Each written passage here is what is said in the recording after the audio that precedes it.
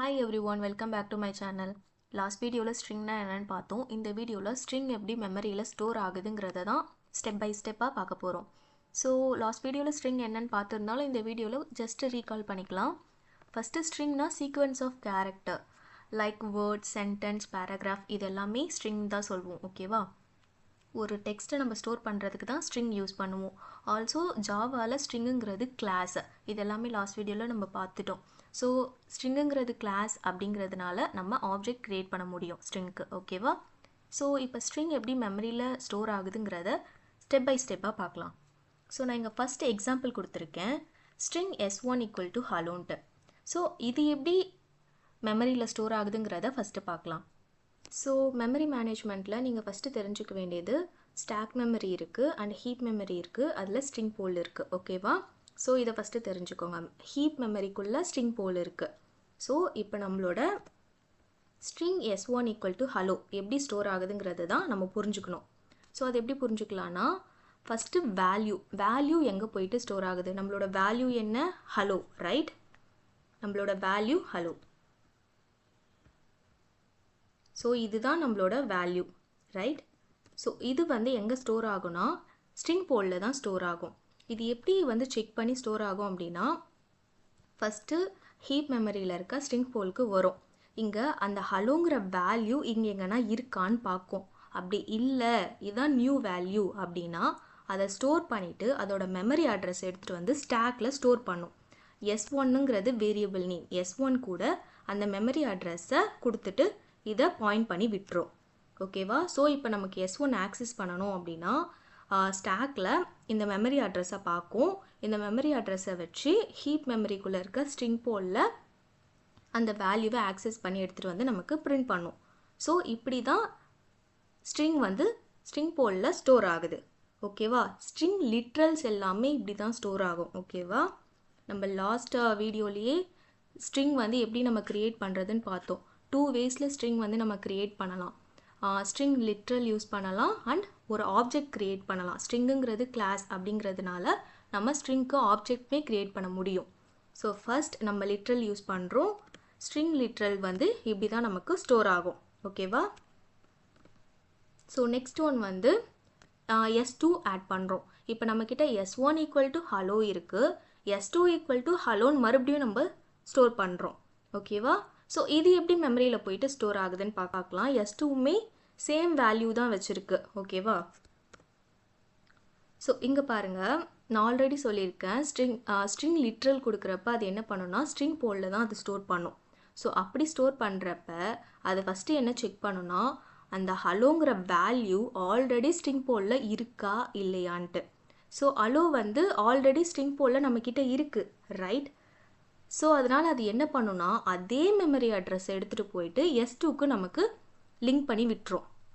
இப்போ இது புதுசாக எந்த ஒரு ஆப்ஜெக்ட்மே க்ரியேட் பண்ணலை, புதுசாக எந்த ஒரு வேல்யூமே ஸ்டோர் பண்ணலை. ஆல்ரெடி என்கிட்ட சேம் வேல்யூ நான் ஸ்டோர் பண்ணி வச்சுருக்கேன். நான் எதுக்கு புதுசாக ஒரு வேல்யூவை நான் க்ரியேட் பண்ணணும்? அப்படிங்கிறதுனால ஸ்ட்ரிங் போலில் இருக்கிற அதே வேல்யூவோட அட்ரஸ் எடுத்துகிட்டு S2க்கு பாயிண்ட் பண்ணி விட்டுரும். ஓகேவா? ஸோ S1 அண்ட் S2 ரெண்டுலேயுமே அலோ தான் இருக்குது. ரெண்டு வேல்யூமே சேம் அட்ரஸை தான் பாயிண்ட் பண்ணியிருக்கு. இதை தான் நம்ம புரிஞ்சுக்கணும். ஓகேவா? ஸோ ரெண்டுமே ஆனால் வேறு தான் நம்ம க்ரியேட் பண்ணி வச்சுருக்கோம். வேரியபிள் நேம் வேறு லிட்ரல்ஸ் தான். பட் அது ரெண்டுமே சேம் மெமரி அட்ரஸில் தான் ஸ்டோர் ஆகிருக்கு. ஓகேவா? அண்ட் இப்போ நம்மக்கிட்ட S1 ஹலோ இருக்குது, S2 ஹலோ இருக்குது அண்ட் S3 ஒரு ஆப்ஜெக்ட் க்ரியேட் பண்ணுறோம். நான் ஆல்ரெடி சொன்னேன், ஸ்ட்ரிங்குங்கிறது கிளாஸ். ஸோ நம்ம நியூ யூஸ் பண்ணி ஒரு ஆப்ஜெக்ட் க்ரியேட் பண்ண போகிறோம். S3 அந்த ஆப்ஜெக்ட் நேம், வேல்யூ ஹலோ தான். ஸோ இது எப்படி ஸ்டோர் ஆகுதுன்னு பார்க்கலாமா?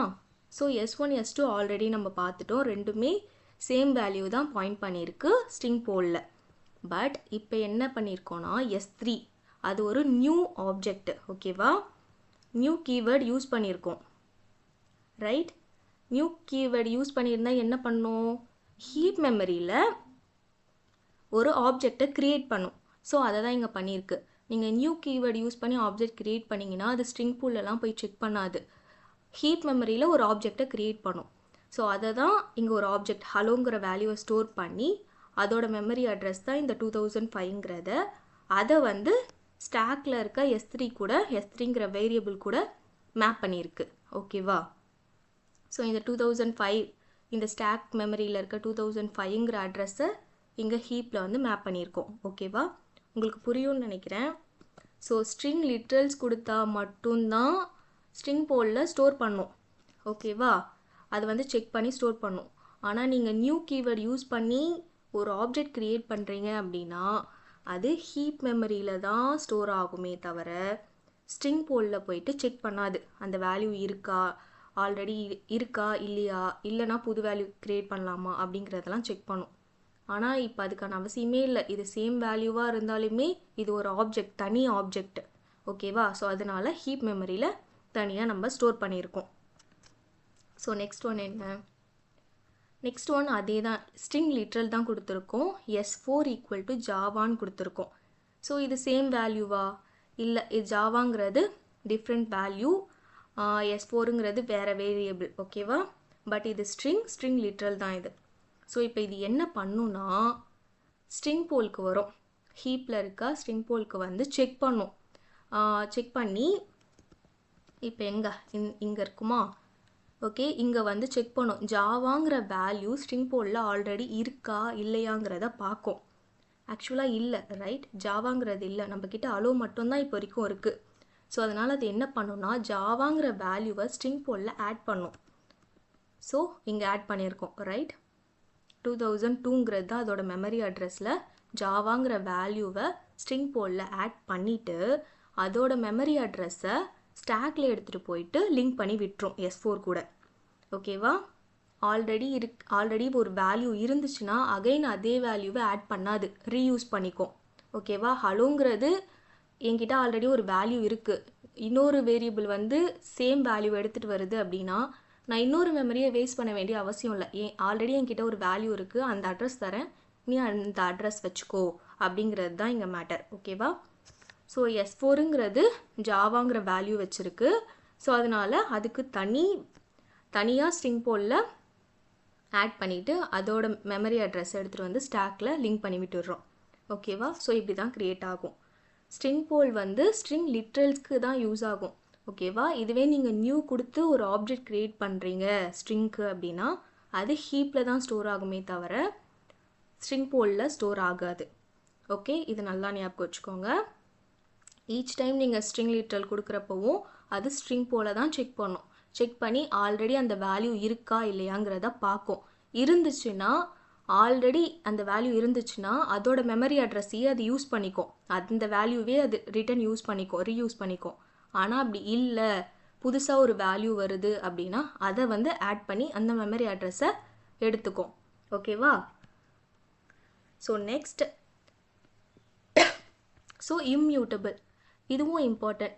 இப்போ வரைக்கும் ஸ்ட்ரிங் வந்து எப்படி ஸ்டோர் ஆகுதுங்கிறத பார்த்தோம். ஸ்ட்ரிங் வந்து 2 டைப்ஸில் க்ரியேட் பண்ணலாம். ஸ்ட்ரிங் லிட்ரல் யூஸ் பண்ணலாம், ஸ்ட்ரிங் ஆப்ஜெக்ட் க்ரியேட் பண்ணலாம். அது ரெண்டுமே எப்படி மெமரியில் ஸ்டோர் ஆகுதுங்கிறத பார்த்துட்டோம்.